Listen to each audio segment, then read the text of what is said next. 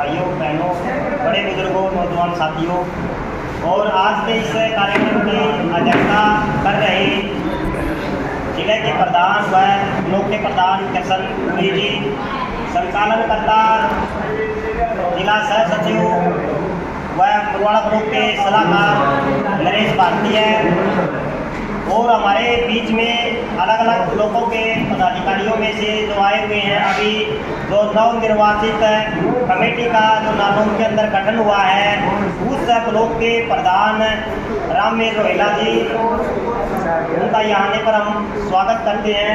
और साथ में हमारे जिले के उप प्रधान हैं सुबे सिंह लोहान जी, सहदेव सियाग जी, व हमारे विकलांग अधिकार मंच की जिले की सह कोषाध्यक्ष मीनू सिंगला जी, साथ में अभी नवनिर्वाचित नानोद ब्लॉक कमेटी के जो सेक्रेटरी बने हैं सतीश मांद्रा जी, जन सेवा समिति के प्रधान जो आज एक संस्था की ओर से हमारे बीच में अपनी सेवाएं देने की, अपनी बातचीत करने के लिए हमारे बीच में आए हैं रमेश जी, और वह अभी नए डी ग्रुप के हिसाब से जो ज्वाइनिंग हुई है मीना कुमार जी। आप लोगों का जो यहाँ आने पर हम बधाई के पात्र हैं। और दूसरी चीज़ें ये है कि आज हम बहुत से साथी ये जिक्र कर रहे थे कि जी के प्रोग्राम है मेरा कि बढ़ेगा कि कई साथी लोग जी कौन सा सामान बढ़ेगा, एक हम जैसे सभी लोगों को बांटने वाला चीज पर भीख का तौर पर देने की चीज़ पर अपना सारे इकट्ठे करें हैं। चार ट्राईसाइकिल बांटने के आज 500 विकलांग इकट्ठे कर लेंगे, और उसका नाम तक जितना टेंडर लेना है टेंडर ले लेंगे।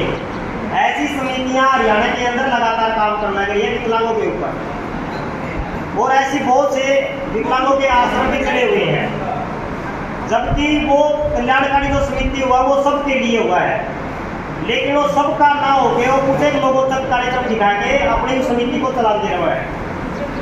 और दूसरी चीजें देने का मामला में सरकार का भी ये नजरिया रहा है कि सामान थोड़े में देना हुआ है, लेकिन उसका प्रचार बहुत ज़्यादा करना हुआ है, और उसके से आदतन लगा कि पूरा हरियाणा नए विकलांगा नहीं देगी। सरकार इतना प्रचार करते हैं कि आपने वर्गीय मीडिया अखबार में देख कैसे लागा सामान्य व्यक्ति ले वह सरकार ने खूब दे दिया विकलांगा नहीं।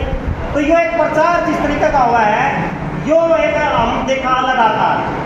लेकिन हम यह कहना चाहूँ आप लोगों के बीच में कि वो समाज देना एक अलग बात है, लेकिन क्या कितनी संस्थाएं हैं इस हरियाणा के अंदर जो विकलांगा का जीवन पर बात करती हो, उनका जीवन पर कौन सी संस्थाएं बात कर रहे हैं। आप हरियाणा के अंदर कोई संस्था को निगाह बिवाओगे तो आपने विकलांग अधिकार मंच हरियाणा एक ऐसी संस्था दिखाई देगी केवल जो विकलांगों के जीवन पर चर्चा कर रहा है, उसकी रोजमर्रा की जिंदगी में किस प्रकार की समस्याएं लग रही है, वो सरकार के द्वारा जो सुविधाएं दी जाती हैं उनको लेने में किन प्रकार की परेशानियां है, और वो उस टाइम न्याय सरकार के पास क्या उम्मीद है विकलांग कर रहा है, उसका जो डिमांड जो चार्ट है वो विकलांग अधिकार मंच ही सरकार के पास रखा है। या 5100 रुपये की जो मांग पूरा हरियाणा में चर्चा में रही पिछले बार चुनाव में, और दूसरे चौटाला की पार्टी ने 5100 रुपये की मांग करी, आम आदमी पार्टी ने 6000 की बात करी, और जो कांग्रेस जो पार्टी है उसने 8000 की बात करी, जो भी जो अलग जो पार्टियां किसी ने 4000 की बात करी, वो नुए पड़ी गई है। इस हरियाणा के अंदर आप कितने अखबार पढ़ते होंगे, पूरे जिले भी बैठे हैं, कोई भी बुजुर्ग है, कोई भी विधवा की कोई स्टेटमेंट पढ़ी है कि हमें इतनी पेंशन चाहिए है, कदे भी पढ़ पाओगे अपना अखबार के अंदर। लेकिन विकलांग अधिकार मंच की या पक्की बात पाओगी कि हरियाणा में विकलांग कितनी पेंशन की मांग करता है। पूरे भारत में एक समान विकलांग की पेंशन होनी चाहिए। आप देखिए पूरे भारत के अंदर कितना भेदभाव हमारे साथ है। आप गुजरात में जाइए, आपकी 1000 से कम पेंशन है। आप राजस्थान में जाइए, आप दिल्ली में जाइए, आप हरियाणा में रहिए, आप यूपी बिहार में जाइए, बंगाल में जाइए, आपने कहीं 500 रुपये मिलेंगे, कहीं 1000 रुपये मिलेंगे, कहीं 1500 मिलेंगे, कहीं 2000 मिलेंगे, कहीं 3000 मिलेंगे। लेकिन जो हम मांग रहे हैं क्या उसके मुताबिक आज के टाइम में पूरे भारत में है ऐसे कोई राज्य जो विकलांगों के जीवन पे चर्चा करते हो? आज के टाइम में 2 राज्य एक ऐसे राज्य हैं जिसके ऊपर सबसे ज्यादा विकलांगों के ऊपर फोकस किया गया है, और वो ऐसे फोकस नहीं हुआ, वहाँ विकलांगों की जो तेज काम है उनका, हजारों की संख्या में विकलांग इकट्ठे हो जाते हैं अपनी मांगों को लेकर, लेकिन हम आने से पहले ये सोचते हैं क्या मिलेगा। हमारी तो चेतना का जो निर्माण कर दिया गया है, लेने का निर्माण कर दिया गया, लेकिन अपनी चीज लेने के लिए पूरी ताकत के साथ इकट्ठा होकर अपनी चीज को डिमांड करना, उसमें यदि हमें इकट्ठा होना पड़ जाए तो ना मात्र लोग उसमें इकट्ठे होते हैं। ये हमारे लिए हरियाणा के लिए दुर्भाग्य है चीज का। हम अपने अधिकारों के लिए जब लड़ने की बात आती है तो चंद लोग लड़ते हुए दिखाई देते हैं, उसमें हमें, लेकिन पेंशन सबको चाहिए। आज 10,000 रुपये हो जाए तो सबको चाहिए। आज विकलांग अधिकार मंच क्या मांग करता है हरियाणा के अंदर? पहले बात तो 2 राज्यों के नाम बता देता हूँ। तेलंगाना राज्य है, आज के टाइम में पता कितनी तनख्वाह वहाँ 6,000 रुपये 40% से ऊपर वालों को 6,000 में 80% से नीचे वालों तक है, और 80 से जो ऊपर है उनको कितने देती है? 10,000 का 15,000 के बीच में। तो अभी सरकार बनी है टीडीपी जिसको कहते हैं चंद्रबाबू नायडू, तो आप एक दूसरे को पौंडीचेरी में 4,000 की पेंशन आज के टाइम में, लेकिन हमारे हरियाणा के सीएम क्या कहते हैं स्टेटमेंट देते पूरा भारत में सबसे ज्यादा पेंशन है हरियाणा दे रहा है। आप जब गूगल पर सर्च करोगे आपको पता लगेगा वहां पर नेशनल पार्टी बड़ी पार्टियों का राज नहीं है, क्षेत्रीय पार्टियां हैं, लेकिन विकलांगों के जीवन पे फोकस हम लोगों का। जो देश आ रहा है, जो परिवार पर निर्भर है, जो विकलांग है उसको 15,000 रुपये मिलते हैं वहां पर। जैसे 100% हो गया वो दूसरे में निर्भर है तो वहां पर 15,000 रुपये मिलते हैं। क्या हरियाणा के अंदर नहीं हो सकता? अरे गरीब राज्यों के अंदर विकलांगों को 15,000 रुपये, 6,000 रुपये, 10,000 रुपये दिए जा रहे हैं। और ये दिल्ली है, हरियाणा है, पंजाब है, राजस्थान है, यूपी बिहार कितना विकसित एरिया है, चलो बिहार को पिछड़ा में डाल देते हैं, लेकिन ये दिल्ली हरियाणा पंजाब ये तो विकसित है। वो यदि 15,000 दे सकते तो यहाँ तो ये तो 20-25 लाख भी दे सकते हैं, लेकिन ऐसा नहीं है। आप लोगों को बहुत से विकलांगों इस बात का भी नहीं पता होगा लगभग कि केंद्र सरकार राज्य सरकार को कितने पैसे देती है। यदि हमारे को 3,000 रुपये आज के टाइम में मिलते हैं ना, राज्य सरकार का इसमें कितना हिस्सा है और दिल्ली सरकार का कितना हिस्सा है? दिल्ली सरकार के 300 रुपये देती है, 300 रुपये, 2700 रुपये राज्य सरकार दे रही है हमारे को। और यदि केंद्र सरकार सेंटर में बैठी जो सरकार है वो 1,000 रुपये कर दे अपनी ओर से, तो यह तनख्वाह कितनी जा सकती है? 4,000 तो जाओगे नहीं जाओगे, केंद्र सरकार कर दे तो इसका मतलब केंद्र सरकार की इस पेंशन में बड़ी भूमिका हुआ है। यदि वो 1,000-2,000 का छोटा माया देव दिल्ली सरकार राज्यों को कोई नहीं हम देवांगे, बाकी राज्य जितनी कैपेसिटी अपनी बजट के हिसाब से वो विकलांग हो देंगे, तो मैं गारंटी दे 6,000 का नीचा पूरा राज्य में बढ़िया भी नहीं होगा। और अभी हमारी राज्य कमेटी की जो मीटिंग हुई थी, हमारा हरियाणा पर विशेष तौर पर चर्चा की गई कि कितनी पेंशन हरियाणा में होनी चाहिए विकलांग की। पहले हम क्या मांग करते थे? 5,000 रुपये हमारी पेंशन होनी चाहिए पूरा विकलांग की, लेकिन आज परिस्थितियाँ बदल चुकी हैं। आज हमारी जो जरूरतों को देखते हुए, आज महंगाई को देखते हुए, आज बेरोजगारी को देखते हुए, सारी बातों को देखते हुए आज हमारी पेंशन 10,000 रुपये होनी चाहिए। 10,000 रुपये से कम पेंशन नहीं होनी चाहिए हरियाणा के अंदर। तमाम टोटल समीक्षा करते हुए कम से कम 10,000 रुपये। अभी राज्य कमेटी में बहुत चर्चा हुई है, अभी हम इसकी ठीक घोषणा पत्र बना के तमाम विपक्ष जो पार्टियां हैं चुनाव को ध्यान में रखते हुए अभी विधानसभा के चुनाव होंगे अक्टूबर के अंदर, उससे पहले हमारा पूरा डिमांड चार्ट बनेगा और उस डिमांड चार्ट में हमारी जो 15-16 जो मांग है वो हम जो मौजूदा जो सरकार है नायब सेनी, हम उसको भी अपना ज्ञापन देंगे मांगों का, और जितनी भी विपक्ष पार्टियां हैं तमाम विपक्ष पार्टियों को भी देंगे कि ले हमारा मांग पत्र है। आज जो जितनी मांग, जितनी पेंशन, जितने विकलांग के अधिकार विकलांग जो देना था वो उसे न जाएंगे। सीधी सी बात है,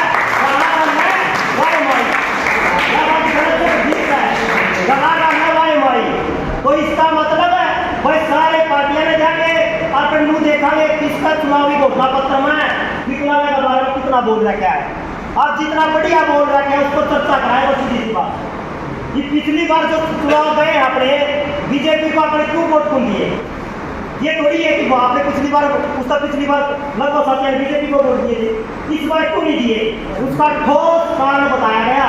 हरियाणा के अंदर 2 साल तक लगातार सड़क बहाव है, लगातार हरियाणा खास करके हिसार जिला एक दिन के अंदर लगातार सड़क बढ़ाया है।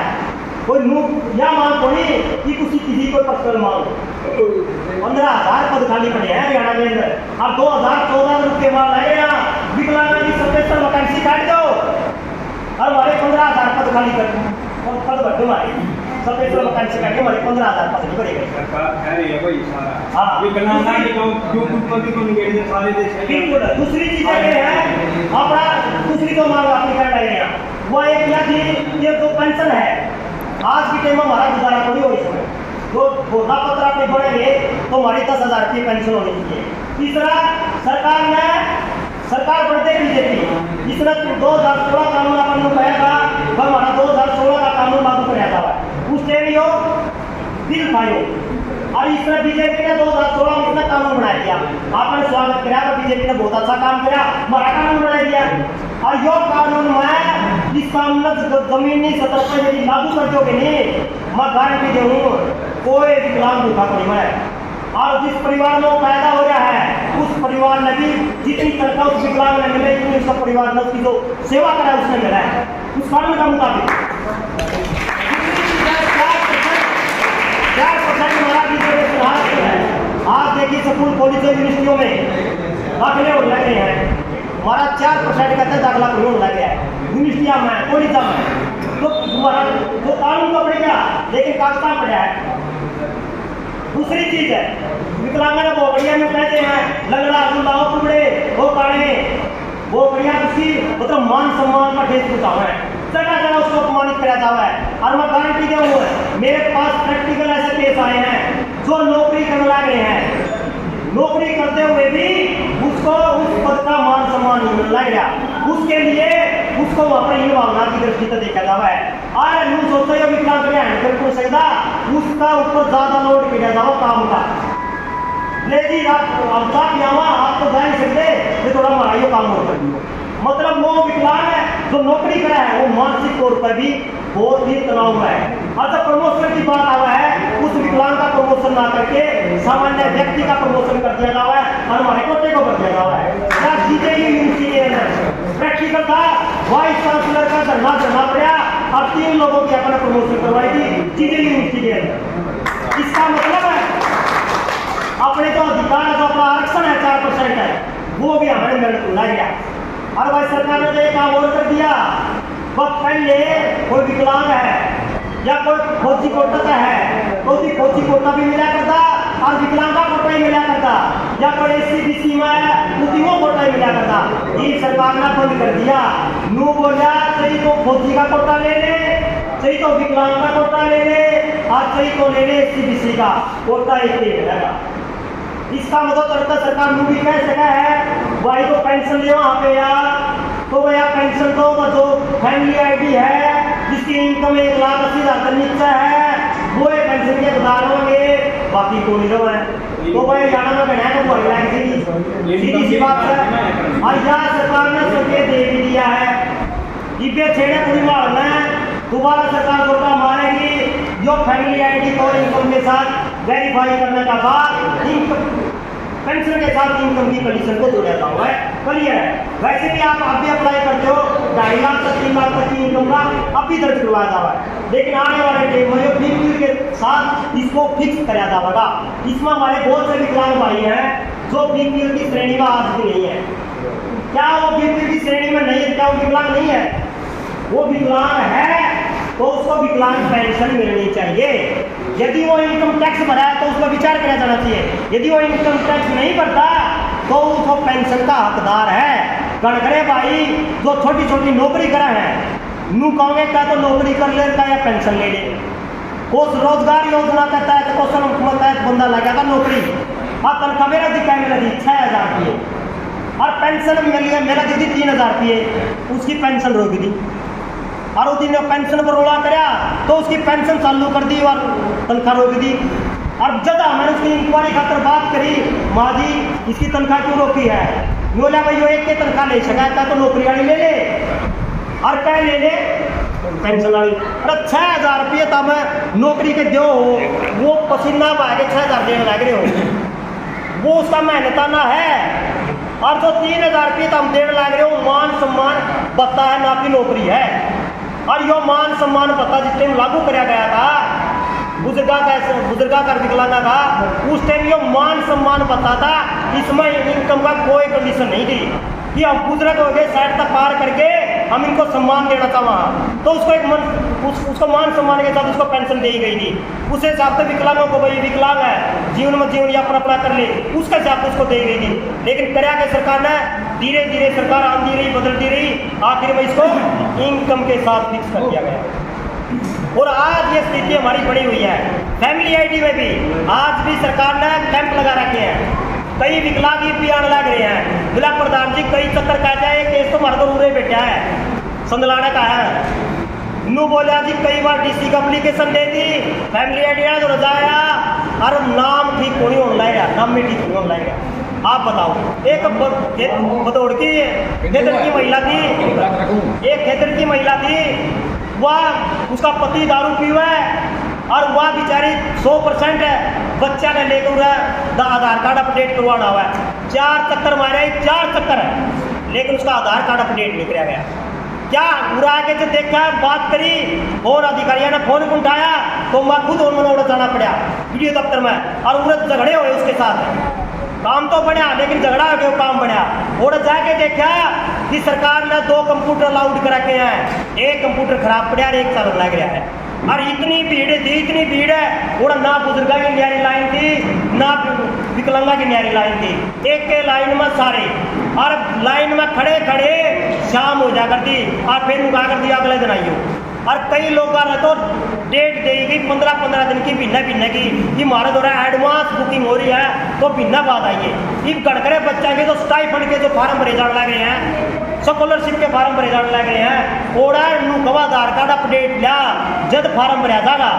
ये बात आधार कार्ड अपडेट खातर चाहिए 1 महीना, और सर फार्म भरने खातर है अपने द्वारा 5-10 दिन है। तो यह कोई छोटी समस्या है क्या?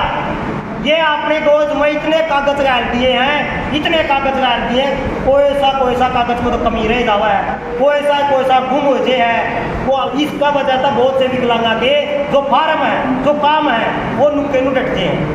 यह एक तकड़ी समस्या आने लग रही है। हमारा हरियाणा लेवल पे एक डिमांड थी, पूरा भारत में उसकी डिमांड बनी कि जो UDID कार्ड है आप लोगों की, गणकरे भाइयों ने UDID की पूरी फंक्शनिंग का कोई बेरा होगा। बाद में मैंने एक बार DC का आदेश पर सारे ब्लॉकों में कैंप लगवाए, हमारा सारे UDID कार्ड बनवा लो, पूरा भारत में जो कार्ड लागू होगा।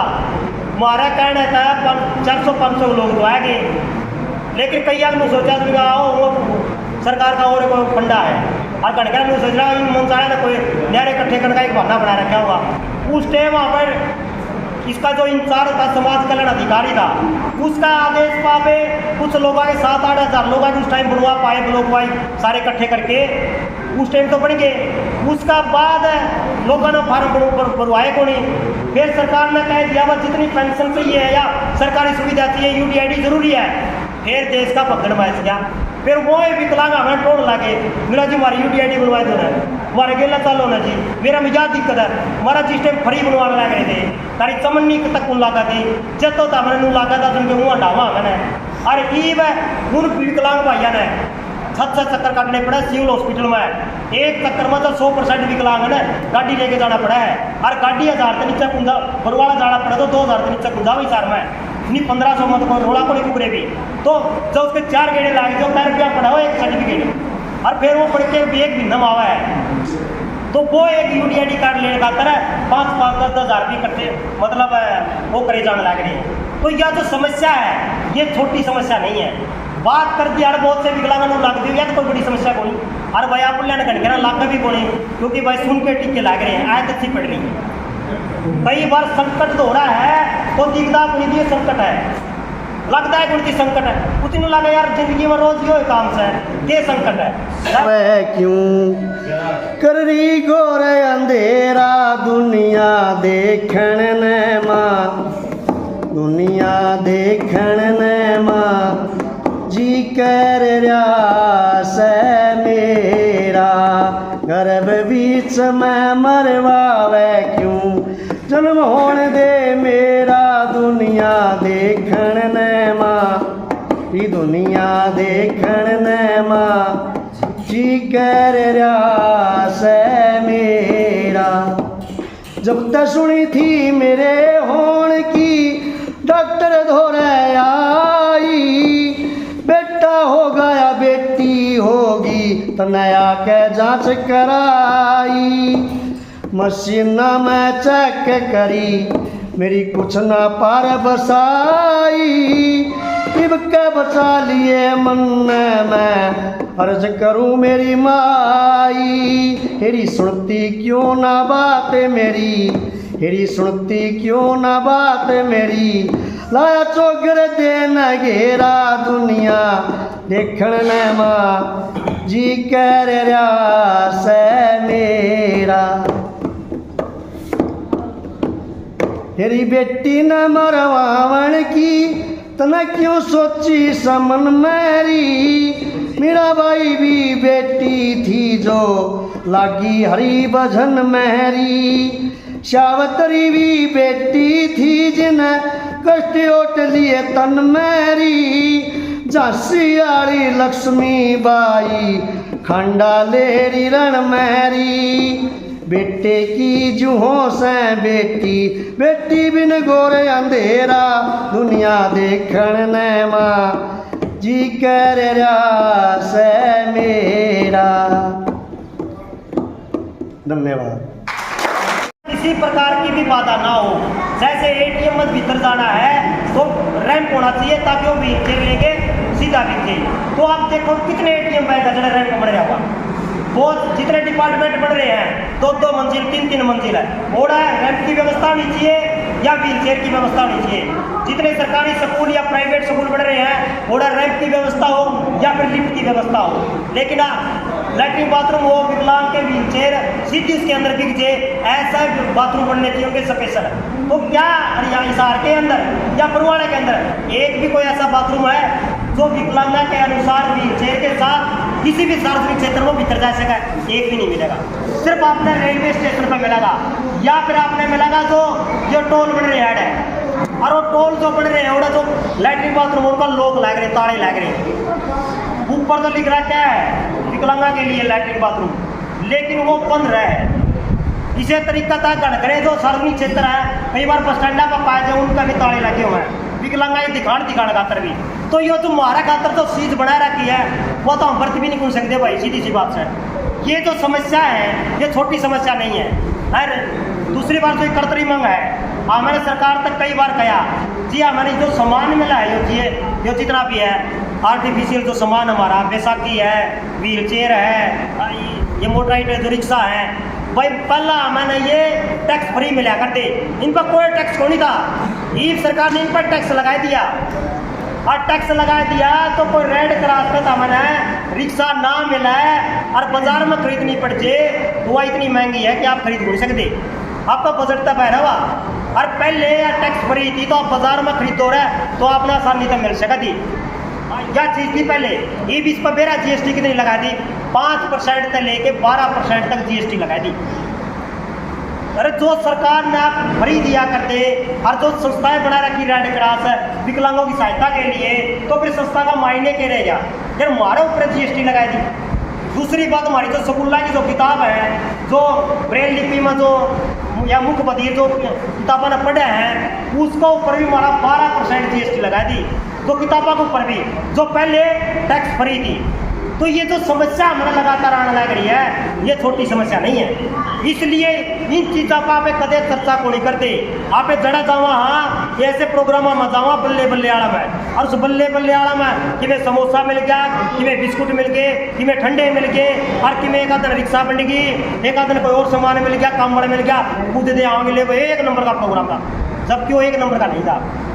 यदि सरकार की मंशा हो तो सरकार ने घोषणा के रखी है 80% तक ऊपर वाले सारे विकलांगन है बैटरी वाली रिक्शा देवानी, तो बैटरी वाली रिक्शा देंगे। यदि हमें हिसार के अंदर बातचीत करा, हिसार के अंदर 80,000 विकलांग है, बरवाड़ा के अंदर 9,000 विकलांग है, और 80,000 विकलांगा के अंदर क्या 20,000 विकलांग भी होने के जो 80% तो ऊपर है, 20,000 आराम तक पहुँचेंगे। आप 20 भी ना मानो 10 मान लो, लेकिन सरकार ने अभी तक जो सामान किया हमारे नहीं, वो 3,000 भी नहीं बटी है पूरे हिसार में। 1,000 रिक्शा बटी है ये 1,000। क्या और विकलांग कहाँ गए थे? तो 10,000 का करीबन इस रिक्शा की जरूरतमंद जो विकलांग है हिसार जिले के, उनको कद में लग गया रिक्शा, उनको बैटरी वाली कद में लगी।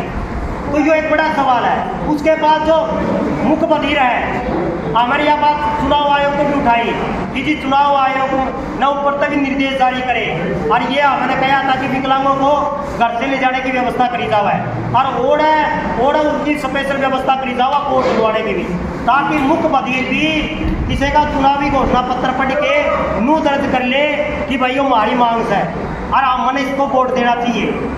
और जो ब्लाइंड है वो किसी ने गिल्ला ले जाके बिना गिल्ला ले जाए अपना वोट डाल दे, क्योंकि ओड़ा तो उनके निशान है, वो निशाना हाथ लगा हुआ तो कि बेरा लाग जाए कि मैंने कौन सा बटन दाबना है, तो उस हिसाब से ये तय करने हुए हैं। लेकिन अब की बार अपना देख क्या सिस्टम है, बल्कि एक वीडियो वायरल हो रही थी, नोला जी विकलांग घर घर वोट डलवाए जाने लग रहे हैं, और वो भी जिनका दौरा फोन आ हुआ है उन्हें का वोट डाला था। जबकि सरकार ने कह के रखा था जो विकलांग बूथ तक नहीं जा सकता, असमर्थ है, उसको घर पर ही वोट डालेगा वो। लेकिन जब हमने बात करी नोला जी लिस्ट में नाम होगा तभी हम आपका वोट ले गिड़वाड़ का तरह से करा, अन्यथा नहीं आ सकती। वो बेशक 80% हो चाहे वो 100% हो। तो बहुत से जो विकलांग थे, खासकर मैं मेरे गाँव की बात करूँ, जो 100% जो महिला थी जिनको ले जाने की सरकार ने व्यवस्था नहीं करी, तो वह वोट नहीं डाल पाई। तो ऐसी बहुत सी हमारा महिलाएं भी हो सका है, बहुत से अपने 100% विकलांग भी हो सका है, जिनको ले जाना में इस चुनाव में कोई व्यवस्था नहीं करी गई, तो वो इस वजह तो वो रह गया। सरकार ने उसको करता है उसके वोट लेने थे, लेकिन ऐसा नहीं कराया गया। तो यो भी एक है। दूसरी बात, चुनाव आयोग को बार बार निर्देश के तौर पर हम कहने लग गए हैं कि हमारे लिए जो व्यवस्था करी जावा है वो जमीनी स्तर पर हमारी दिखाई नहीं चाहिए, लेकिन चुनाव आयोग में वो चीज़ दिखाई नहीं देती। और दूसरी बात साथियों, जो बात करें जो विकलांग महिलाएं हैं, विकलांग होना एक महिला होना डबल मार है। समाज का जो ताना बाना है, एक विकलांग महिला डबल परेशानी में जीवन यापन करना पड़ा है। एक तरफ एक विकलांग जो पुरुष है वो तो घूम फिर के कड़िया उस तरीके से जा सका है, लेकिन यदि कोई विकलांग महिला हो, मान लिया अपने उदाहरण का तौर पर कड़िया इन्ना को आप पूरे बैठाना चाहा, यदि हमारे पास लेडीज नहीं है तो हमारे लिए ये भी इसके लिए भी मान सम्मान की बात है। भाई हम ऐड बैठाने के लिए भी इसकी व्यवस्था शुरू में नहीं हो कर पाई। तो इसका मतलब क्या है, ऐसा सरकार की होता है किसी चीज़ की बहुत सी दिक्कतें आने लग रही है कड़िया, उसको ले जाने में भी ऐसी कोई व्यवस्था नहीं है। और जो पेंशन मिला है सरकार के कहा है मिला, तो बुढ़िया ने जो चलना फिरना मैं समर्थ है बैंक का घर पेंशन देवा, कितने लोगों ने घर पर पेंशन मिला कोई बता सके है? सरकार की कितने लोगों ने घर पर पेंशन देने लग रही है, बैंक में को नहीं मिलती, बिला तेरे गुंठे को नहीं आते। बैंक की पॉलिसी है, सरकार के निर्देश है कि आप जो विकलांग बैंक में पेंशन लेने में असमर्थ है तो आपको घर बैठे वहाँ का कवरेज आपको पेंशन दे के जाएगा। ये ऑन रिकॉर्ड है ये। लेकिन बड़ा दुर्भाग्य, इतने विकलांग बैठे हुए हैं, किसी को भी सरकार घर पर पेंशन नहीं दे रही है। तो ये है। दूसरी बात, हम बस पास की जो बात करते हैं, सरकार क्या कह रही है 100% का विकलांग। हमारे जितने विकलांग भाई हैं यार, तो मेरे जैसा है वो तो चल फिर सके, बस में बैठ सका है, और कोलिजाम और रोड भी ज़्यादा है, और पास की उसकी ज़्यादा जरूरत हुआ है। इसी बात नहीं कि उसने जरूरत पुलिस वाला ने भी जरूरत हुआ है, लेकिन सबसे ज़्यादा उसने जरूरत हुआ है। लेकिन पास किसका बनाया क्या हरियाणा सरकार ने, जो विकलांग है चलने फिरने में असमर्थ है उसका पास होगा। और विकलांगा कानून के गवाह है 40% ऊपर के जितने भी विकलांग हैं सारे के पास होने चाहिए। कानून तो यो गवाह है कि 40 के ऊपर जितने भी सबके पास होने चाहिए, लेकिन सरकार कह देवा है 100% पर।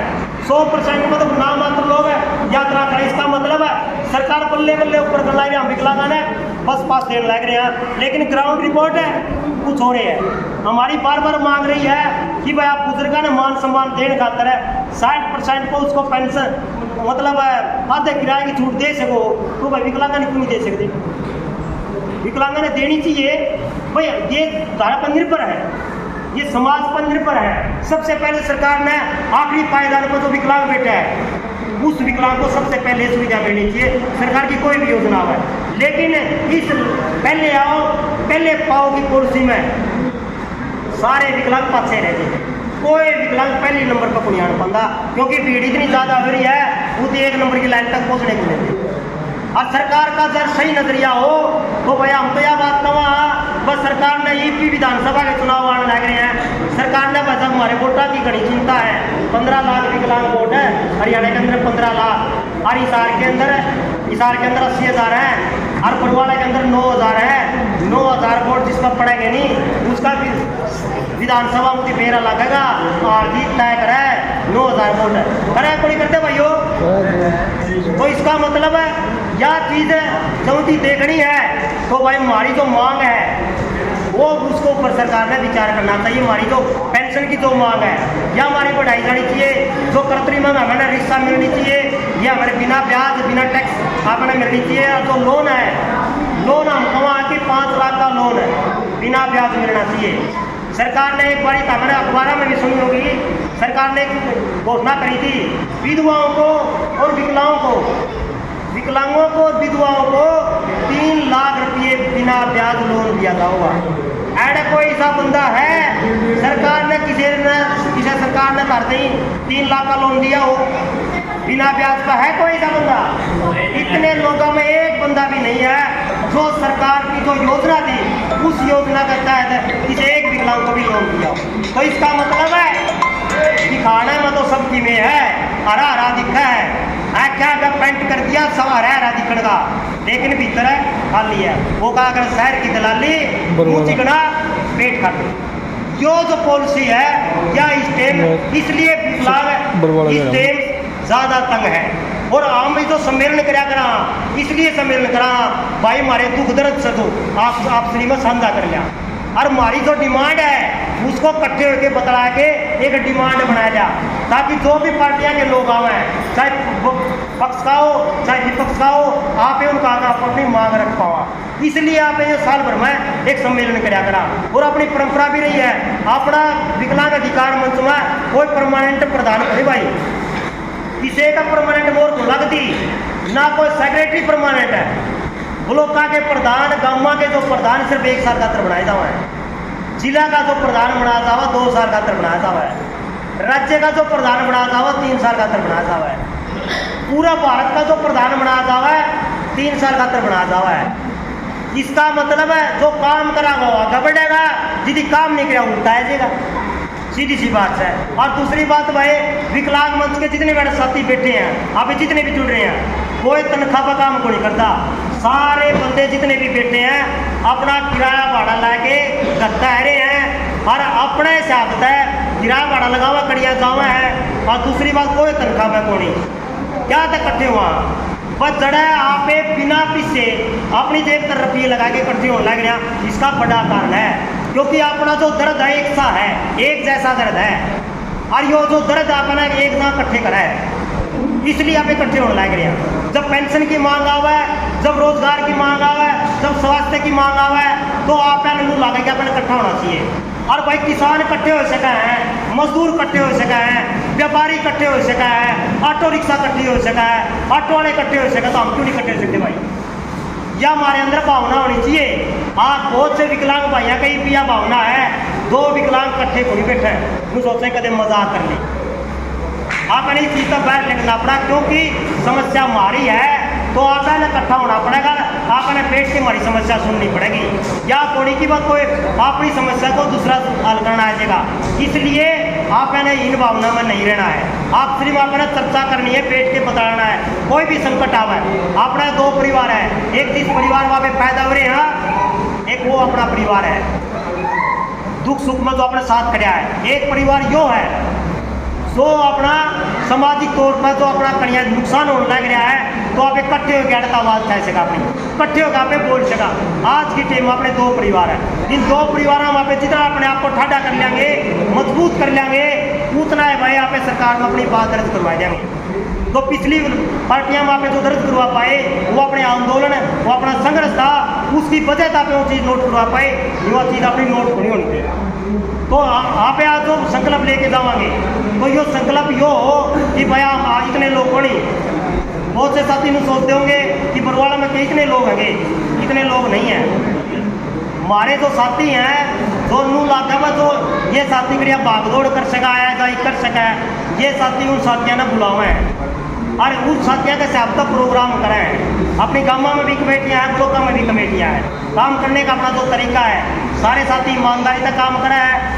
अपनी ना कोई रुपया पड़का से तक कोई मोटी रसीद अपनी मात्र 10 रुपये दे के 1 साल का तक कोई विकलांग सदस्य बन सकता है। मात्र 10 रुपये देंगे 1 साल के लिए। और जब नू लगा कि भाई यो हमारी उम्मीद पर खरिया को नहीं उतरता, यो बढ़िया काम को नहीं करता, वो बेशक अगली साल की सदस्यता ना दे, वो परमानेंट सदस्य नहीं है। इसलिए इस संस्था के जो साथी हैं परमानेंट काम करते रहे हैं। तो 2011 तक इस संगठन का निर्माण होया है। आप तो मैं तो 2011 तक जब तक जुड़े हैं इसमें, जब तक लगातार संघर्ष करने लग रहे हैं। और गड़गड़े भाइयों को लाकर हमारे गड़गड़े कार्यकर्ता 2-3 सवाल कर ले, प्रधान जी 2011 तक लग रहे हैं के मिले आई लगे गड़े कह दे, यह बात है। लेकिन कई साथी ने सोच ले हैं भाई तो तेरी जेब में कर रहा नहीं, इसने तो हम मिले आगे वहाँ, और जो जेब में नहीं है नहीं वो मिल कुन रहा। गड़गड़े साथी इस बात में वो दिखता जो जेब में नहीं है जो मिल रहा है। उदाहरण का तौर पर आज कोई विकलांग ने कोई बसाड़ा तंग को नहीं करता। पहले प्राइवेट वाले तला तैयार जा कर दे, वो कहते बस पास कौन साल इसमें प्राइवेट में तैयार कर दे कि नहीं तैयार कर दे। आज आपका यदि पास है तो आपने प्राइवेट में कोई तार नहीं सकता, और जिसने तारा उसके ऊपर कार्रवाई करवाई इस सार के अंदर, आरटीओ के द्वारा, जीएम के द्वारा और डीसी के द्वारा पक्का काम करवाया लगा। तो जो संगठन बनना था जो सारे विकलांगों ने सुविधा मिली है। आज आप लोगों ने जो ये बैटरी वाली रिक्शा मिल रही है नहीं, या सरकार ने सपना को नहीं आया या बैटरी वाली रिक्शा देवांगे, जो मैंने 2014 में डिमांड रखी थी सरकार के पास कि जमाना बदल दिया, आज कल मॉडर्न जमाना आ रहा है। ये तो दूसरी रिक्शा है, ये चलती कोनी। आज हमें बैटरी वाली रिक्शा चाहिए, आधुनिक कृत्रिम अंग चाहिए, आर्टिफिशियल जिसको बोलते हैं मॉडर्न आर्टिफिशियल, उसकी डिमांड रखी थी। और तो उसका बाद लिम्को कंपनी में इसका डिमांड गई। लिम्को कंपनी ने विकलांगों को ध्यान में रखते हुए उस रिक्शा की डिज़ाइन में या बैटरी वाली रिक्शा डिज़ाइन करी है। आज आप लोगों के बीच में मिल रही है तो क्या है। दूसरी जो चीज़ है, आज जो यूडीआईडी कार्ड आप लोगों की जेब में कर रहा है, जो हरियाणा नहीं पूरा भारत में अपनी मांग है, आप मैंने पूरा करवाया यो। इसका पीछे हमारा लॉजिक ये था कि विकलांगा के घड़े कागज हैं, कोई ना कोई गुम हुआ है, हमारा एक ऐसा कागज बनाया जावा है विकलांग भारत के किसी कोने में बिक जाए तो उसकी विकलांगता को कोई नकार नहीं सका है और वो कोड़े की सुविधा ले सका है। वो यूडीआईडी कार्ड का नाम था जाना गया, इसको स्वावलंबन कार्ड बोला जावा है। यो कार्ड आपका एक पूरा भारत की पहचान पत्र है जो पहले ऐसा नहीं था। अब आने वाले टाइम में आपकी रेल की टिकट भी इसे तो कटा करेगी, आपका जो बस पास इसे तो चलिया करेगा। मैंने हाईकोर्ट सुप्रीम कोर्ट में केस दायर करा क्या है भाई, उस केस दायर का मतलब ये हो गया हमका वहाँ की रेल में हमारा यूडीआईडी कार्ड चलना चाहिए। मैंने रेल पास अलग का नहीं बनाना चाहिए, हमारा बस पास में यूडीआईडी कार्ड चलना चाहिए। मैंने कोई स्पेशल है रोडवेज में जाके बस पास नहीं बनाना चाहिए। उस बात में लेके हमारा केस चलना गया है और उम्मीद है साथियों पक्के जीतांगे। आने वाले टाइम में जो रेल पास में भी अपनी यूडीआईडी कार्ड लागू होगा। तो ये जो साथियों जो डिमांड लगातार आप करते जा लग रहे हैं, तो ये जो सामान मिल लग रहा है, जो आप लोगों ने लोन मिला है इस आर के अंदर कम से कम 500 लोगों ने लोन दिलवा चुका विकलांग अधिकार। 500 लोग थोड़े को नहीं होते। और नहीं उसे विकलांग उसे डिपार्टमेंट में आप जाया करते, अनुसूचित जाति जनजाति पिछड़ा वर्ग विभाग है, उसे के अंदर विकलांगों को लोन मिलता है। और लोन लेने के भी आपने 10,000 रुपये देने पड़ा करते, 20,000 रुपये, जब आपने 50,000 रुपये लोन मिला करता। आज आपने जब कहते मैं विकलांग अधिकार मंच का हूँ, आपका चमन नहीं भूले मैं। और हमने यह बात कह रखी है जिसे बंदा भाई उस डिपार्टमेंट का कोई भी मतलब रिश्वत लेता हूँ हमारा संपर्क करो भाई, बिना पीछे दिए लोन दुआ के लिया उस भाई ने। तो योग्य था जो आप लोग जब इकट्ठे होना शुरू करें तो सरकार के बीच में आपकी मांग जब दर्ज हुई, जब सरकार उनका पाया बैठा डिपार्टमेंट आया कभी भाई विकलांगा के मनमान नहीं करोगे तो भाई विकलांग इकट्ठे होकर आ सके। पहले ऐसी भावना नहीं थी। व्यक्तिगत विकलांग है, कुछ भी तो कितना शरणा हो वो अपना काम कराया करता, लेकिन सामूहिकता नहीं थी। आज के टाइम पर विकलांग के अंदर सामूहिकता आनी शुरू हो गई है, इकट्ठा होकर बोलना शुरू कराया है। आज वो सीएम के साथ सवाल जवाब करता है। आज का विकलांग, आज विकलांग नौकरियों में अच्छी अच्छी पोस्टों पे काम करता है। आज का IAS अधिकारी है, बड़े बड़े अधिकारियों पर काम करने लग रहे हैं। आज का विकलांग ये जब तक हम इकट्ठे होने शुरू करे हैं, अपनी बात बोलनी शुरू करी है, तब तक ये मांग अपनी पूरी हुई है। तो इसलिए साथियों, विकलांग अधिकार मंच के आज के इस मौके पर हमारे लिए ये जो चर्चा करनी इसलिए जरूरी थी, क्योंकि भाई समय आने लग रहा है, एकजुटता का विधानसभा चुनाव है। सारी पार्टियां आपके अपना ज्ञापन देवांगे, आज नु कहेंगे कि तारे चुनावी घोषणा पत्र में हमारी मांगों को दर्ज करो। और भाई उनके कौन कौन चुनावी घोषणा पत्र में वो करेंगे कि ना करेंगे, उनको आप फिर विचार करांगे। हाँ, एक सूचना और देने लग रहा साथियों, हरियाणा के अंदर जल्दी जितने हरियाणा के अंदर विकलांगों के संगठन है, विकलांग अधिकार मंच तक जा रही थी, बहुत सी अलग अलग NGO संस्थाएं ट्रस्ट बन रही है। आप एक पूरे मुल्क से इकट्ठी मीटिंग करके पूरा भारत के पूरा हरियाणा के विकलांग आप इकट्ठे होने की तैयारी करने लग रहे हैं। एक बड़ी रैली हरियाणा के अंदर आप करांगे, वह रैली हिसार के अंदर भी हो सकती है, वह रैली जींद के अंदर भी हो सकती है, और वह रैली करनाल के अंदर भी हो सकती है।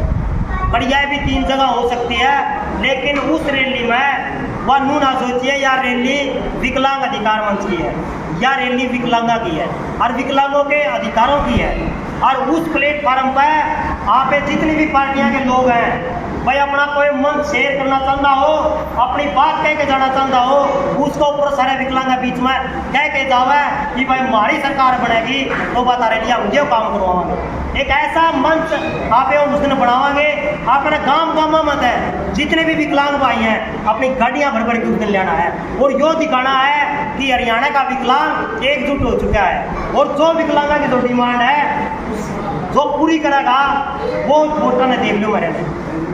तो इसका मतलब है राजनीतिक तौर पर दिखाने के लिए, क्योंकि हम बार बार देखने लग रहे हैं यह चीज़ है कि आपने क्या समझा है, बोला भाई मैच में खरीद लो चिचड़ के ले आए। चिचड़ का मतलब है परिवार का मुखिया ने खरीद लो, उसमें विकलांग भी मैं आएगा और महिला भी मैं आएगी। लेकिन अपने यह चीज तय करनी पड़ेगी, अपना घर में कोई भी विधायक आओ, मौजूदा हो, जाने वाला उम्मीदवार कैंडिडेट आओ, उसका सवाल आपने करने हैं। भाई तुम हमारे लिए क्या करेगा, हम तना वोट तो दे जाएंगे, तुम बता क्या करेगा हमारे लिए। वो बात आपने अपने आप को इतना जागरूक करना है। गांव में जो अपने साथियाँ हैं, वोट मांगने कोई लोग आए, उनका अपना जवाब दो। आप जब तक बोलना शुरू नहीं करांगे तो आप अपने अधिकार भी नहीं ले सकते। आप इन सोचा भाई 2-4 ये बोलनी है, ये बतेरे ना, आपने सारे में संगठन करता अपना आगाड़ी बढ़ना पड़ेगा, तब जाके आप इस काफिले को बढ़ा कर पाओगे। और यार रैली शायद सितंबर में हो सका है, इसकी बड़ी तैयारी पूरी दिल्ली का जो पूरा भारत का जो प्रधान है वो अपने इसमें कार्यक्रम में होगा, हरियाणा के इस कार्यक्रम में होगा। इससे पहले आप ब्लॉकों के जो अपने सम्मेलन चल रहे हैं, तो सबसे पहला तो अपना नारनौंद ब्लॉक का आप सम्मेलन कर चुके हैं। नारनौंद का प्रधान हमारे बीच में, इनकी कमेटी के जो पदाधिकारी वो बैठे हैं, हम इनको बधाई देना चाहते हैं। और आज आप लोगों की एक नई कमेटी का निर्माण होगा। इसका बाद 25 तारीख में आदमपुर की कमेटी का चुनाव हम करने जा रहे हैं। तो लगातार अपने जो 7 ब्लॉक हैं, 7 ब्लॉकों में अपनी कमेटियों का गठन होने लग रहा है। और ये गठन लगातार इसलिए करने लग रहे हैं ताकि भाई अपने एरिया ने मजबूत कर लो। रैली का कदे भी आह्वान हो सका है और उस रैली में गांव के लिए साथ नचाने चाहिए। तो बरवाड़ा के अंदर यदि 40 गाँव आवे हैं, 40 के 40 गाँव में भाई अपनी कमेटियाँ ने सक्रिय कर लो, अपने साथियों ने अपने विकलांग अधिकार मंच के साथ जोड़ लो। जो साथी नहीं जुड़ रहा है वो कदे भी आह्वान आवे पूरी तैयारी के साथ। भाई इस साल में एक बार जोटा मारा करेंगे आप इस तरह का एक बार, लेकिन वह हमारी ताकत होगी। वह 3 दिसंबर अगला और एक आह्वान हुआ भी केरला के अंदर जो मीटिंग हुई है नेशनल लेवल की, उसके अंदर एक आह्वान हुआ है पूरा भारत के विकलांग अंतर्राष्ट्रीय विकलांग दिवस 3 दिसंबर है। पूरा भारत के विकलांग दिल्ली में इकट्ठे होंगे 3 दिसंबर। भाई पहले तो हरियाणा की रैली कराएंगे बड़ी ताकत के साथ है, और फिर 3 दिसंबर जो विकलांगा का जन्मदिन आप जो बना रहा उसने पूरे दिल्ली में चलाएंगे भारी संख्या में। हरियाणा का है अपने गाड़ियाँ न बसा न लेके आप दिल्ली पे पे पहुँचाएंगे।